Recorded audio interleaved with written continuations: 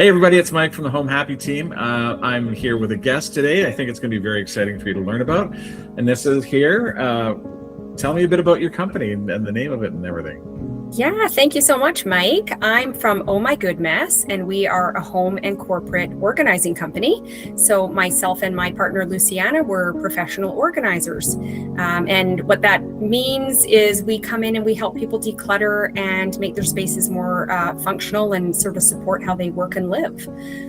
Very cool. I think it's such a fascinating, you probably see all sorts of things, but Yes. just on the basic level, when I first hear of organizers, I think of somebody coming and looking at my closet, but I know it's way more than that. So give us tell me a bit more about what exactly you do. Yeah, and actually we do get that a lot when we tell someone that we're a professional organizer. I think people do picture, that Pinterest pantry or that perfect closet or us sort of, labeling a bin. And of course we will do that and we, meet our clients where they're at and what they need. But a lot of it is, just helping people, like our number one goal is helping make spaces more functional and more accessible for people, and just helping people manage the stuff in their homes and kind of think about their stuff differently. We do live in a society where there's a lot of like consumerism, and we all fall prey to it. There's constant advertising, and I think I read a stat that the average home has about 3,000 things in it, and I think it used to be much less years ago. And so think of all those things in your home, and every single thing in your home has it's taking up space in your brain.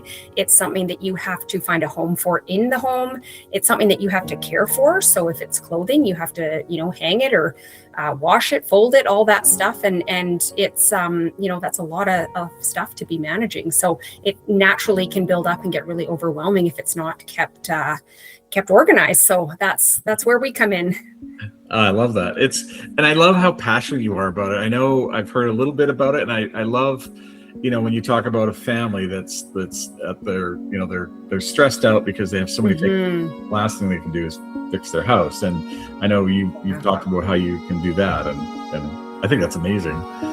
Yeah, for sure. I think, we definitely help a lot of, busy working families. And like I said, if you're just trying to manage the daily tasks, right? Like you have to get a meal provided for your family. You got to get, if you have children, you got to get them out the door. You got to get yourself to work and feed the dog. And all those things they're necessary things that we have to do. And so then imagine you've worked all day and done all of those things, and then you're going to go and dedicate your your little bit of an evening that you finally have to organizing your space. And of course we do support people doing that themselves. We will meet people with budget friendly options that help them come up with a DIY plan that makes it manageable. And it's always hard to get started, and it is a journey that you're kind of always on. I hate to break it to you.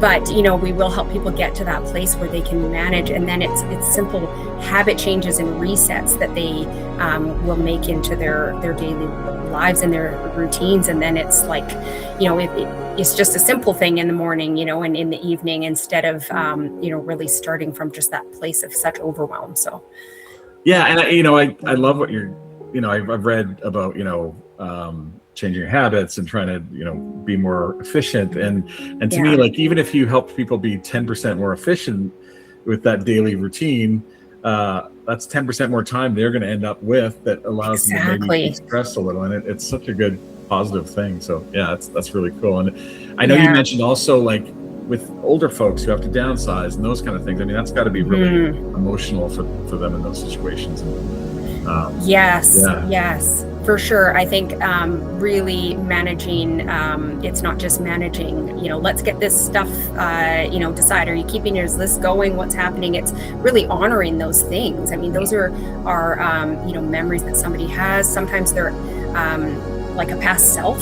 Somebody used to be able to do something or had a real passion for something that they no longer can do, or they maybe can't take it with them if they're downsizing to a retirement residence or a smaller place.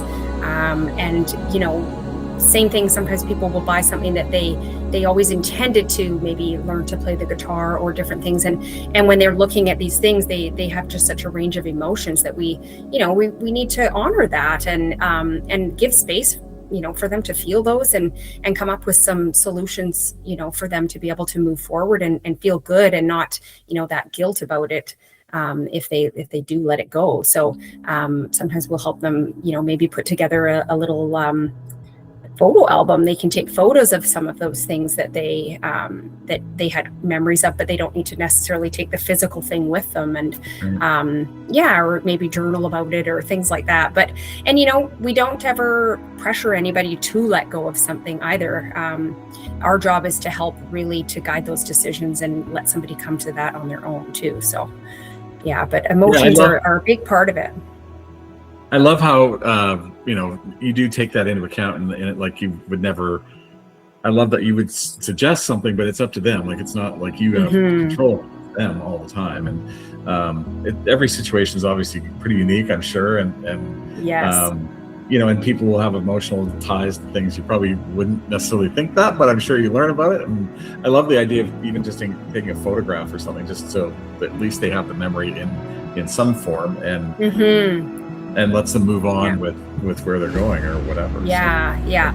And the decluttering, like, it's kind of like a muscle you have to flex and work on. And so usually if we do go into a space, we start in an area or a category that doesn't have that sentimental. We're not going to go, let's go straight into those photos, or for some people clothing's quite sentimental, and so we will have those conversations before we get started on the area that they want to work on, and then they can kind of practice that feeling of if they're picking something up and they're thinking like I can let this go. They kind of get used to that feeling and how good that feels. And we do take away their donations and recycling at the end of the session, so we actually get it out for them too, and then they feel that lighter feeling of having less in their home.